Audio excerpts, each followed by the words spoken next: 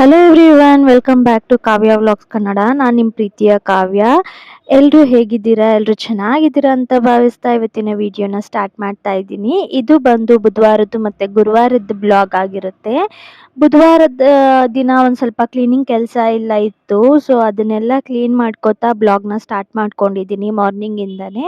So first ಹಬ್ಬ ಅಂತ ಅಂದ್ರೇ ದೇವ್ರ ಮನೆನ ಕ್ಲೀನ್ ಮಾಡಬೇಕು. ಸೊ ಅದನ್ನು ಕ್ಲೀನ್ ಮಾಡೋಕ್ಕೆ ಅಂತೂ ತುಂಬಾ ಕಷ್ಟ.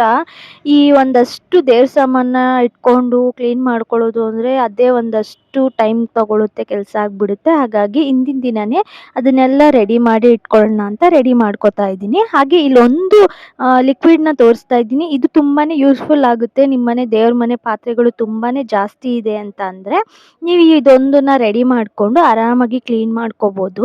ಇಲ್ಲಿ ನಾನು ಹುಣಸೆಹಣ್ಣ ಸ್ವಲ್ಪ ಹೊತ್ತು ನೆನೆ ಹಾಕಿ ಅದರಲ್ಲಿ ಗಟ್ಟಿಯಾಗಿ ಹುಣಸೆಹಣ್ಣ ಎಲ್ಲ ತೆಗೆದ್ಬಿಟ್ಟು ಪೇಸ್ಟ್ ಥರ ಮಾಡ್ಕೊಂಡಿದ್ದೀನಿ. ಅದಕ್ಕೆ ನಾನು ಪೀತಾಂಬರಿ ಮತ್ತು ಅರಿಶಿನ ಪೌಡರ್ನ ಒಂದು 2 ಸ್ಪೂನಷ್ಟು ಹಾಕ್ಕೊಂಡಿದ್ದೀನಿ. ಹಾಗೆ ಒಂದು ವಿಮ್ ಜೆಲ್ಲು ಒಂದು 2 ಟೇಬಲ್ ಸ್ಪೂನಷ್ಟು, ಆಮೇಲೆ ಒಂದು ಸ್ವಲ್ಪ ಅರಿಶಿನ ಪುಡಿನ ಹಾಕ್ಕೊಂಡಿದ್ದೀನಿ. ಇಲ್ಲಿ ನೋಡ್ಬೋದು ನೀವು ಪಾತ್ರೆ ಎಷ್ಟು ತುಂಬಾ ಗಲೀಜಾಗಿದೆ ಅಂತ. ಯೂಶುವಲ್ ಆಗಿ ಇವಾಗಂತೂ ತುಂಬ ವೆರೈಟೀಸ್ ಆಫ್ ಲಿಕ್ವಿಡ್ಸ್ ಎಲ್ಲ ಬಂದಿದೆ ತೊಳಿಯೋಕ್ಕೆ ಅಂತಲೇ. ಪ್ರತಿ ಸಲ ನಾವು ಅದನ್ನು ದುಡ್ಡು ಕೊಟ್ಟು ತೊಗೊಂಡು ಮಾಡೋಕ್ಕಾಗಲ್ಲ. ಹಾಗಾಗಿ ಈ ಥರ ಒಂದು ಪೇಸ್ಟ್ ರೆಡಿ ಮಾಡಿಕೊಂಡ್ರೆ ನಿಮಗೂ ತುಂಬ ಯೂಸ್ಫುಲ್ ಆಗುತ್ತೆ.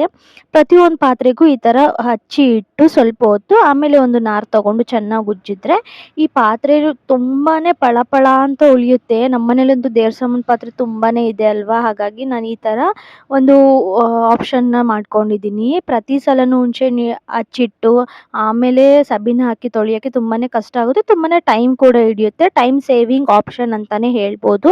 ತುಂಬಾ ಯೂಸ್ಫುಲ್ ಆಗ್ತಿದೆ. ಒಂದ್ಸಲಿ ಟ್ರೈ ಮಾಡಿ, ನನಗಂತೂ ಸಖತ್ ಯೂಸ್ಫುಲ್ ಆಯಿತು. ದೇವ್ರ ಮನೆ ಪಾತ್ರೆ ಅಂತೂ ತುಂಬಾ ಚೆನ್ನಾಗಿ ಬೇಗನೆ ಕ್ಲೀನ್ ಆಗೋಯಿತು. ಆಮೇಲೆ ಅದೆಲ್ಲ ಕ್ಲೀನ್ ಮಾಡಿಕೊಂಡು ಮತ್ತೆ ದೇವ್ರ ಮನೆಗೆ ಬಂದು ರೆಡಿ ಮಾಡ್ಕೋತಾ ಇದ್ದೀನಿ. ಎಳ್ಳು ಬೆಲ್ಲನೂ ಪ್ರಿಪೇರ್ ಮಾಡ್ಕೋಬೇಕು. ಈಗ ಬೆಳಗ್ಗೆ ದೇವ್ರ ಮನೆ ಕೆಲಸ ಎಲ್ಲ ಮುಗಿಸ್ಕೊಂಡು ಹಾಗೆ ಮಧ್ಯಾಹ್ನ ಎಳ್ಳು ಬೆಲ್ಲನ ಮನೆಯಲ್ಲೇ ಪ್ರಿಪೇರ್ ಮಾಡ್ಕೋತಾ ಇದ್ದೀನಿ. ಈ ಸಲ ಎಳ್ಳು ಬೆಲ್ಲ ತುಂಬಾ ಈಸಿ ಮಾಡೋದು, ಆದರೆ ಅದಕ್ಕೆ ಹಿಂದಿನ ಪ್ರಿಪ್ರೇಷನ್ ಇರುತ್ತಲ್ಲ ಅದು ತುಂಬಾ ಕಷ್ಟ. ಈ ಕೊಬ್ಬರಿ ತುರಿಯೋದಾಗಿರ್ಬೋದು, ಹಾಗೆ ಬೆಲ್ಲ ಕಟ್ ಮಾಡೋದಾಗಿರ್ಬೋದು, ಈ ಕಡಲೆಕಾಯಿ ಬೀಜ ಹುರಿಯೋದಾಗಿರ್ಬೋದು, ಅದ್ರ ಸಿಪ್ಪೆ ತೆಗಿಯೋದಿರ್ಬೋದು, ಈ ಥರ ಒಂದು ಕೆಲಸನೇ ತುಂಬ ಹೊತ್ತು ಟೈಮ್ ಹಿಡಿಯುತ್ತೆ. ಹಾಗಾಗಿ ಇವಾಗಿನ ಜನ ಎಲ್ಲ ಏನು ಮಾಡ್ತೀವಿ ಅಂತ ಅಂದರೆ ತೊಗೊಂಡು ಬಂದ್ಬಿಡೋದು ಅಂಗಡಿಯಿಂದ, ಅದನ್ನು ಇಟ್ಬಿಡೋದು. ನಾನು ಕೂಡ ಹಾಗೇ ಮಾಡ್ತಿದ್ದೆ. ಆದರೆ ಈ ಸಲ ಏನೋ ಮನೇಲೇ ಮಾಡೋಣ, ಆಚೆಯಿಂದ ತೊಗೊಂಡು ಬರೋದು ಅಷ್ಟು ಟೇಸ್ಟ್ ಅನಿಸ್ತಾ ಇರಲಿಲ್ಲ. ಹಾಗಾಗಿ ಮಾಡ್ಕೊಳ್ಳೋಣ ಅಂತ ವಿಡಿಯೋನೂ ಕೂಡ ಮಾಡ್ಕೋತಿದ್ದೆ. ಅದು ಯಾವಾಗ ವಿಡಿಯೋ ಸ್ಟಾಪ್ ಆಗಿಬಿಟ್ಟಿದ್ದೆ ಅದು ನೋಡಿದ್ರೆ ರೆಕಾರ್ಡೇ ಆಗಿರಲಿಲ್ಲ. ಮಿಕ್ಸ್ ಆದಮೇಲೆ ನೋಡಿಕೊಂಡೆ ರೆಕಾರ್ಡ್ ಆಗಿರಲಿಲ್ಲ ಅಂತ. ಸರಿ ಹೋಗಲಿ ಬಿಡು ಅಂತ ಅಂದ್ಬಿಟ್ಟು, ಯೂಶುವಲ್ ಆಗಿ ಎಲ್ಲರ ಮನೇಲೂ ಎಳ್ಳು ಬೆಲ್ಲ ಮಾಡೋದು ಗೊತ್ತಿರುತ್ತೆ. ಕಡಲೆಕಾಯಿ ಬೀಜನ ಹುರಿದು ಅದ್ರ ಸಿಪ್ಪೆನೆಲ್ಲ ತಕ್ಕೊಂಡು, ಕಡಲೆನೂ ಹುರ್ಕೊಂಡು, ಎಳ್ಳನ್ನ ಹುರ್ಕೊಂಡು, ಕೊಬ್ಬರಿ ಮತ್ತು ಬೆಲ್ಲನೆಲ್ಲ ಕಟ್ ಮಾಡಿ ಹಾಕ್ಕೊಂಡು ಆದರೆ ಮುಗೀತು. ಎಳ್ಳು ಬೆಲ್ಲನೂ ಪ್ರಿಪೇರ್ ಆಗಿಬಿಡುತ್ತೆ. ಹಾಗೆ ಟೇಸ್ಟ್ ಮಾತ್ರ ಸಖತ್ತಾಗಿತ್ತು. ಮನೇಲಿ ಮಾಡಿರೋದಲ್ವ, ತುಂಬಾ ಚೆನ್ನಾಗಿ ಅನಿಸ್ತಿತ್ತು. ಪ್ಯಾಕಿಂಗ್ ಕೂಡ ಮಾಡಿಕೊಂಡು ನಾಳೆಗೆ ಪ್ರಿಪ್ರೇಷನ್ನ ಮಾಡಿಕೊಂಡೆ. ಯಾಕಂದರೆ ಮತ್ತೆ ಪ್ಯಾಕಿಂಗ್ ಎಲ್ಲ ಮಾಡೋಕ್ಕೆ ಟೈಮ್ಸ್ ಹಿಡಿಯುತ್ತಲ್ವ. ಹಾಗಾಗಿ ಹಿಂದಿನ ದಿನ ಈ ಥರ ಒಂದು ಪ್ರಿಪ್ರೇಷನ್ನ ಮಾಡಿಕೊಂಡು ಬೆಳಗ್ಗೆನೇ ಬೇಗನೆ ಎದ್ದು ಗುರುವಾರದ ಕಂಟಿನ್ಯೂಷನ್ ಬ್ಲಾಗ್ ಆಗಿರುತ್ತೆ ಇದು. ಸೊ ಬೆಳಗ್ಗೆನೇ ಎದ್ದು ಸ್ನಾನ ಮಾಡಿಕೊಂಡು ಇವಾಗ ಹಾಲನ್ನ ಕಾಯಿಸ್ತಾ ಇದ್ದೀನಿ. ನೈವೇದ್ಯ ಮಾಡ್ಕೊಳ್ಳೋಣ ಸಿಹಿ ಪೊಂಗಲ್ನ ಅಂತ. ಈ ಸಂಕ್ರಾಂತಿ ಹಬ್ಬ ಅಂತ ಅಂದ್ರೇ ಕೆಲವು ಕಡೆ ಮಕರ ಸಂಕ್ರಾಂತಿ ಅಂತಾರೆ, ಕೆಲವು ಕಡೆ ಪೊಂಗಲ್ ಅಂತ ಅಂತಾರೆ. ಅವರವರು ಆಚರಣೆ ಮಾಡ್ಕೊಂಡು ಬಂದಿರ್ತಾರ ಅಷ್ಟೇ. ನಮಗೆ ಇವಾಗ ಸಂಕ್ರಾಂತಿ, ಮಕರ ಸಂಕ್ರಾಂತಿ. ಎಲ್ರಿಗೂ ಮಕರ ಸಂಕ್ರಾಂತಿ ಹಬ್ಬದ ಆರ್ಥಿಕ ಶುಭಾಶಯಗಳು. ಎಳ್ಳು ಬೆಲ್ಲದಂತೆ ನಿಮ್ಮ ಜೀವನ ಕೂಡ ಸಿಹಿಯಾಗಿ ಇರಲಿ. ಎಷ್ಟು ಬೇಗ ವರ್ಷದ ಮೊದಲನೇ ಹಬ್ಬ ಬಂದೇ ಬಿಡ್ತು. ಮೊನ್ನೆ ತಾನೇ ನ್ಯೂ ಇಯರ್ ಸ್ಟಾರ್ಟ್ ಆದಂಗಿದೆ, ಆಗಲೇ ವರ್ಷದ ಹಬ್ಬ ಬಂತು. ಎಲ್ಲರೂ ವರ್ಷದ ಮೊದಲನೇ ಹಬ್ಬ ಆಗಿರೋದ್ರಿಂದ ಎಲ್ಲರೂ ಪ್ರತಿಯೊಬ್ಬರು ಮನೆಯಲ್ಲಿ ಆಚರಣೆ ಮಾಡ್ತಾರೆ. ಅವ್ರವ್ರ ವಿಧಾನದಲ್ಲಿ ಆಚರಣೆ ಮಾಡ್ತಾರೆ. ನಮ್ಮ ವಿಧಾನ ಈ ಥರ ಆಚರಣೆ ಮಾಡೋದು. ನಾವು ಸಿಂಪಲ್ ಆಗೇನೆ ಮನೆಯಲ್ಲಿ ಪೂಜೆನ ಮಾಡಿಕೊಂಡು ನೈವೇದ್ಯಕ್ಕೆ ಅಂತೆಲ್ಲ ರೆಡಿ ಮಾಡ್ಕೋತೀವಿ. ಆಲ್ಮೋಸ್ಟ್ ಎಲ್ರಿಗೂ ಪೊಂಗಲ್ ಅನ್ನೋದು ಗೊತ್ತೇ ಗೊತ್ತಿರುತ್ತೆ. ನಾನಿಲ್ಲಿ ಯಾವ ಥರ ಮಾಡ್ಕೋತೀನಿ ಅಂತ ಒಂದು ಸಿಂಪಲ್ ಆಗಿ ಶಾರ್ಟ್ ಆಗಿ ಹೇಳ್ತೀನಿ. 1 ಸ್ಪೂನ್ ತುಪ್ಪದಲ್ಲಿ ನೆನೆಸಿಟ್ಟಿರೋ ಹೆಸರುಬೇಳೆ ಮತ್ತೆ ಸಮನಾಗಿ ತಗೊಂಡಿದ್ದೀನಿ ನಾನಿಲ್ಲಿ ಹೆಸರುಬೇಳೆ ಮತ್ತೆ ಅಕ್ಕಿನ. ಸ್ವಲ್ಪ ಹೊತ್ತು ಹುರ್ಕೊಂಡು ಇದು ಟೇಸ್ಟ್ ಚೆನ್ನಾಗಿ ಅನ್ಸುತ್ತಂತೆ. ಹಾಗಾಗಿ ನಾನು ಈ ಥರ ಮಾಡ್ಕೋತಾ ಇದ್ದೀನಿ ಈ ಸಲ. ಹಾಗೆ ಅದಕ್ಕೆ 1 ಲೋಟ ಹಾಲನ್ನ ಹಾಕೋತೀನಿ. ಹಾಗೆ 1 ಲೋಟ ನೀರನ್ನ ಹಾಕೋತೀನಿ. ಈ ಹಾಲನ್ನ ಹಾಕೊಳ್ಳೋದ್ರಿಂದ ಪೊಂಗಲ್‌ಗೆ ತುಂಬಾನೇ ಟೇಸ್ಟ್ ಚೆನ್ನಾಗಿರುತ್ತೆ. ತುಂಬಾನೇ ಫ್ಲೇವರ್‌ಫುಲ್ ಆಗಿರುತ್ತೆ. ಸಖತ್ತಾಗಿರುತ್ತೆ. ಒಂದ್ಸಲಿ ಟ್ರೈ ಮಾಡಿ ಯಾರಾದ್ರೂ ಹಾಲಕ್ಕಿ ಮಾಡಲ್ಲ ಅಂತ ಅಂದೋರು ಒಂದ್ಸಲಿ ಟ್ರೈ ಮಾಡಿ. ಹಾಗೆ ಇದನ್ನ ಸ್ವಲ್ಪ ಹೊತ್ತು ಮುಚ್ಚಿಟ್ಟು ಒಂದ್ 2, 3 ವಿಷಲ್‌ನ ಕೂಗಿಸ್ಕೊಂಡು ಇಟ್ಬಿಟ್ಟು ನಾನು ಬೇರೆ ಕೆಲ್ಸನ ಮಾಡ್ಕೊಳ್ಳೋಣ ಅಂತ ಹೋದೆ.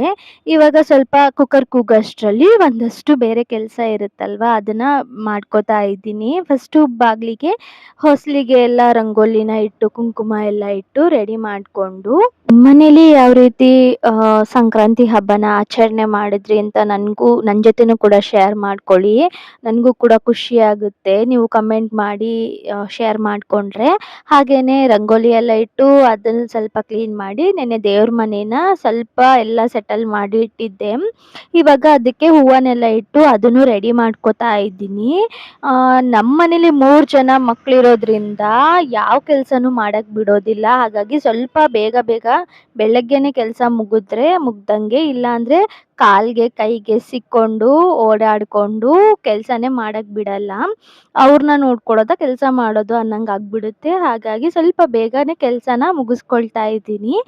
ಈಗ ಕುಕ್ಕರ್ ಎಲ್ಲ ಕೂಗಿದ್ಮೇಲೆ ಸ್ವಲ್ಪ ದ್ರಾಕ್ಷಿ ಗೋಡಂಬಿನ ತುಪ್ಪದಲ್ಲಿ ಹುರ್ಕೊಂಡಿದ್ದೀನಿ. ಹಾಗೇನೆ ಆಮೇಲೆ ಒಂದ್ ಕಡೆ ಬೆಲ್ಲನೂ ಕೂಡ ಪಾಕನ ತಕೊಂಡು ಇಟ್ಕೊಂಡಿದ್ದೀನಿ. ಅದು ಬೆಲ್ಲನ ಕರಗ್ಸಿ ಪಾಕ ಇದ್ರಿಂದ ಅದ್ರಲ್ಲಿ ಕಲ್ಲು ಎಷ್ಟೊಂದ್ ಇರುತ್ತಲ್ವಾ, ಅದೆಲ್ಲ ಸ್ವಲ್ಪ ಸಪ್ರೇಟ್ ಆಗುತ್ತೆ. ಹಂಗೇನೆ ಮಾಡ್ಕೊಳ್ಬೇಕು. ಸೊ ಅದನ್ನ ಇವಾಗ ಮಿಕ್ಸ್ ಮಾಡ್ಕೊಳ್ಳೋಣ ಅದ್ರೊಳಗಡೆ. ಮಿಕ್ಸ್ ಮಾಡ್ಕೊಂಡು ಸ್ವಲ್ಪ ಹೊತ್ತು ಚೆನ್ನಾಗಿ ಬೇಯಿಸ್ಕೊಂಡ್ರೆ ಪೊಂಗಲ್ ಚೆನ್ನಾಗಿ ರೆಡಿ ಆಗುತ್ತೆ. ಎಷ್ಟೊಂದ್ ಕಲ್ಲಿದೆ ನೋಡಿ ಅದ್ರಲ್ಲಿ. ಹಾಗಾಗಿ ಆ ಥರ ಮಾಡ್ಕೊಂಡಿರೋದು ನಾನು ಸೋಸ್ಕೋತಾ ಇದ್ದೀನಿ. ಆಮೇಲೆ ಒಂದು ಮಿಕ್ಸರ್ ಜಾರಿಗೆ ಕಾಯಿ, ಸ್ವಲ್ಪ ಗೋಡಂಬಿ, ಸ್ವಲ್ಪ ಬಾದಾಮಿನ ಹಾಕೊಂಡು ಪೇಸ್ಟ್ ಥರ ಮಾಡ್ಕೊಂಡು ಅದನ್ನು ಕೂಡ ಸೇರಿಸ್ಕೊಂಡಿದ್ದೀನಿ. ಸೇರಿಸ್ಕೊಂಡು ಸ್ವಲ್ಪ ಹೊತ್ತು ಬೇಯಿಸಿದ್ರೆ ಆಮೇಲೆ ದ್ರಾಕ್ಷಿ ಗೋಡಂಬ ಮೇಲೆ ಹಾಕಿದ್ರೆ ಆಗೋಯ್ತು. ಈಗ ಸಂಕ್ರಾಂತಿ ಹಬ್ಬ ಅಂದ್ರೇನೆ ಕಡಲೆಕಾಯಿ, ಗೆಣಸು, ಅವರೆಕಾಯಿ, ಎಳ್ಳು, ಬೆಲ್ಲ. ಸೊ ಅದನ್ನೆಲ್ಲ ಸ್ವಲ್ಪ ಡೆಕೋರೇಟಿವ್ ಆಗಿ ಮಾಡ್ಕೊಳ್ಳೋಣ ಅಂತ ಅಂದ್ಬಿಟ್ಟು ಈ ಥರ ಎಲ್ಲಾನು ಒಂದಕ್ಕೆ ಹಾಕೊಂಡು ದೇವ್ರ ಮನೇಲಿ ನೈವೇದ್ಯಕ್ಕೆ ಇಕ್ಕೋಣ ಅಂತ ತಗೊಂಡು ಹೋಗ್ತಾ ಇದ್ದೀನಿ. ಈ ಒಂದು ಪಾಟ್ ಒಂಥರ ಈ ಸಲ ಡಿಫ್ರೆಂಟ್ ಆಗಿ ಮಾಡೋಣ ಅಂತ ಅಂದ್ಬಿಟ್ಟು ಇವಾಗ ಸಖತ್ ಟ್ರೆಂಡಿಂಗ್ ಆಗಿದೆಯಲ್ಲ, ಒಂದು ಪಾಟ್ ಒಳಗಡೆನೆ ಎಳ್ಳು ಬೆಲ್ಲ ಹಾಕೋದು ಆ ಥರ ಮಾಡ್ಕೋತಾ ಇದ್ದೀನಿ. ಈಗ ಸುಗ್ಗಿ ಹಬ್ಬ ಅಂತ ಅಂತಾರೆ. ಸುಗ್ಗಿ ಹಬ್ಬ ಅಂತ ಅಂದ್ರೆ ಅವ್ರು ಏನ್ ಬೆಳ್ದಿರ್ತಾರಲ್ವಾ ಅದನ್ನೆಲ್ಲ ಇಟ್ಟು, ಕಬ್ಬನ್ನೆಲ್ಲ ಇಟ್ಟು ಪೊಂಗಲ್ನ ಮಾಡಿ ಪೂಜೆ ಮಾಡೋವಂಥದ್ದು. ಈ ಹಳ್ಳಿ ಕಡೆ ಎಲ್ಲ ಈ ಥರ ಅವ್ರೇನು ಬೆಳ್ದಿರ್ತಾರಲ್ವಾ ಅದನ್ನೆಲ್ಲ ಇಟ್ಟು ಆ ಥರ ಮಾಡ್ಕೋತಾರೆ.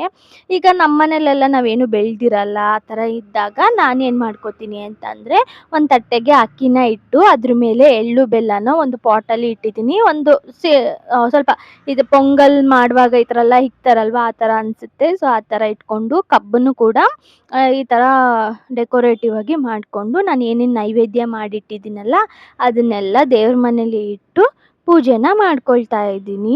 ಈ 2026ನೇ ವರ್ಷ ನೀವು ಎಲ್ಲ ಏನು ಅನ್ಕೊಂಡಿದ್ದೀರಾ, ಏನು ಒಂದು ಡ್ರೀಮ್ ಮಾಡ್ತಿದ್ದೀರಾ ಅದೆಲ್ಲಾನು ಫುಲ್ಫಿಲ್ ಆಗಲಿ, ನಮ್ಮ ಕನಸು ನನಸಾಗಲಿ ಅಂತ ಕೇಳ್ಕೊಳ್ಳೋಣ. ಸಂಕ್ರಾಂತಿ ಹಬ್ಬ ಅಂದ್ರೆ ಬರೀ ಎಳ್ಳು ಬೆಲ್ಲ ಅಷ್ಟೇ ಅಲ್ಲ, ಸೂರ್ಯ ತನ್ನ ದಿಕ್ಕನ್ನ ಚೇಂಜ್ ಮಾಡೋದ್ರಿಂದ ನಾವು ಸೂರ್ಯ ದೇವನಿಗೆ ಇವತ್ತು ಪೂಜೆನ ಸಲ್ಲಿಸಬೇಕು. ಅದಕ್ಕೆ ಇದನ್ನ ಮಕರ ಸಂಕ್ರಾಂತಿ ಅಂತ ಕರೀತಾರೆ. ಪೂಜೆ ಎಲ್ಲ ಆದ್ಮೇಲಂತೂ ಎಷ್ಟು ಚೆನ್ನಾಗಿ ಕಾಣಿಸ್ತಿತ್ತು. ನಂಗೇನೆ ಒಂಥರ ಮನಸ್ಸಿಗೆ ಸಮಾಧಾನ, ಒಂದು ಪಾಸಿಟಿವ್ ವೈಬ್ ಅಂತಾರಲ್ಲ ಆ ಥರ. ಪೂಜೆ ಮಾಡುವಾಗ ಕ್ಲೀನಾಗಿ ನೀಟಾಗಿ ಒಂದು ಡೆಕೋರೇಟಿವ್ ಆಗಿದ್ರೆ ಅದು ಒಂಥರ ಪಾಸಿಟಿವ್ ವೈಬ್ ಥರ ಇರುತ್ತೆ. ಪೂಜೆ ಅಂತೂ ತುಂಬಾನೇ ಚೆನ್ನಾಗಾಯಿತು. ಆಮೇಲೆ ಇವಾಗ ಇದು ಕೆಲಸ ಆದಮೇಲೆ ಅಡುಗೆ ಕೆಲಸ ಸ್ಟಾರ್ಟ್ ಮಾಡ್ಕೋಬೇಕು. ಇವತ್ತು ಒಬ್ಬಟ್ಟನ್ನ ಮಾಡೋಣ ಅಂತ ಅಂದ್ಕೊಂಡಿದ್ವಿ. ಹಾಗಾಗಿ ಒಬ್ಬಟ್ಟಿಗೆ ಎಲ್ಲನೂ ರೆಡಿ ಮಾಡಿಕೊಂಡು ಈ ಕಡೆ ಸಾಂಬಾರ್ಗೆ ಕೂಡ ಒಗ್ಗರಣೆ ಹಾಕೋಣ ಅಂತ ಹಾಕ್ತಾ ಇದ್ದೀನಿ. ತುಂಬಾನೇ ದಿನದಿಂದ ಒಬ್ಬಟ್ಟನ್ನ ತಿನ್ಬೇಕು ಅಂತ ಅನ್ಸ್ತಿತ್ತು ಎಲ್ಲಾರ್ಗೂನು. ಹಾಗಾಗಿ ಮನೇಲಿ ಇವತ್ತು ಒಬ್ಬಟ್ಟು ಪ್ರಿಪರೇಷನ್ ಮಧ್ಯಾಹ್ನಕ್ಕೆ ಊಟಕ್ಕೆ. ಬೆಳಿಗ್ಗೆ ಟಿಫನ್‌ನ ಸಿಂಪಲ್ ಆಗಿ ಮಾಡ್ಕೊಂಡಿದ್ವಿ. ಹಾಗೆ ಮಧ್ಯಾಹ್ನ ಊಟಕ್ಕೆ ಅಂತ ಒಬ್ಬಟ್ಟನ್ನ ಮಾಡ್ಕೊಂಡು, ಆಮೇಲೆ ದೇವಸ್ಥಾನಕ್ಕೆ ಹೋಗೋಣ ಅಂತ ಸಂಜೆ ಹಂಗೆ ಪೂಜೆ ಎಲ್ಲ ಮುಗಿಸ್ಕೊಂಡು ರೆಡಿ ಕೂಡ ಇಲ್ಲೇ ನಮ್ಮ ಮನೆ ಹತ್ರ ಬೋಳ್ಬಂಡೆ ಆಂಜನೇಯ ಸ್ವಾಮಿ ದೇವಸ್ಥಾನ ಅಂತ ಇದೆ. ಪ್ರತಿ ವರ್ಷ ಸಂಕ್ರಾಂತಿ ಹಬ್ಬಕ್ಕೆ ಜೋರಾಗಿ ಜಾತ್ರೆನ ಮಾಡ್ತಾರೆ. ಆ ಜಾತ್ರೆಲಿ ಹೋದ್ರೆ ಮಿನಿಮಮ್ 2 ಅವರ್‌ಗಿಂತ ಮುಂಚೆ ಬರೋಕ್ಕೆ ಆಗಲ್ಲ. ಅಷ್ಟು ಜನ, ಅಷ್ಟು ರಶ್, ಅಷ್ಟು ಅಂಗಡಿಗಳು ತುಂಬಾನೇ ಚೆನ್ನಾಗಿರುತ್ತೆ ನೋಡಕ್ಕೆ. ಅದನ್ನ ನೋಡ್ಕೊಂಡು ಹಾಗೆ ಶಾಪಿಂಗ್‌ನು ಕೂಡ ಮಾಡ್ಕೊಂಡ್ ಬರೋಣ, ಏನೇನಿದೆ ಅಂತ ನೋಡ್ಕೊಂಡ್ ಬರೋಣ ಅಂತ ಕೂಡ ಹೋದ್ವಿ. ಅದೇ ಏನಂದ್ರೆ ತುಂಬಾ ಜನ ಇದ್ದಿದ್ ಕಾರಣ ವಿಡಿಯೋನ ಮಾಡ್ಕೊಳ್ಳೋಣ ಅಂತ ಅನ್ಕೊಂಡಿದ್ದೆ. ಆದ್ರೂ ವಿಡಿಯೋ ಮಾಡಕ್ ಆಗ್ಲಿಲ್ಲ.